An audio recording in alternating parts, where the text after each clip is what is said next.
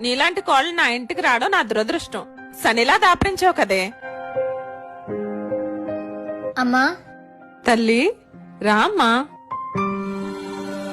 ఇప్పుడు గుర్తొచ్చిందా నీకు పుట్టిల్లు? ఇంకే పుట్టింట్లోనే శాశ్వతంగా ఉండిపోదాం అనుకుంటున్నానమ్మా. మా అత్తారింటికి వెళ్ళను. మీ అత్తయ్య వాళ్ళు నిన్ను తిడుతున్నారా ఏంటి? తిడతారు. ఇప్పుడు నువ్వు నీ కోడల్ని ఎలా తిడుతున్నావో మా అత్త కూడా నన్ను అలానే తిడుతుంది. నువ్వంటే నా కూతురువి. నిన్నెవరైనా ఏమనంటే నేను తట్టుకోగలనా?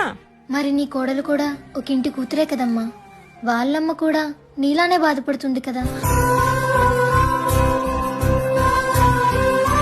పుట్టింట్లో అందరిని వదులుకొని ఒంటరిగా అత్తారింటికి వస్తున్నారంటే అక్కడ కూడా ఒక అమ్మ ఉంటుందన్న ధైర్యంతో.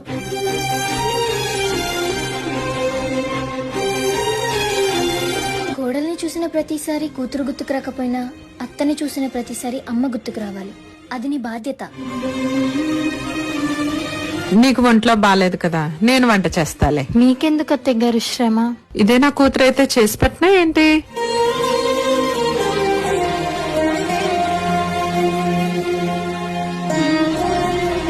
నా బాధను అర్థం చేసుకొని అత్తయ్య మనసు మార్చినందుకు థ్యాంక్స్ రా. నా వదిన కళ్ళల్లో నీళ్లు చూస్తే నేను తట్టుకోగలనా?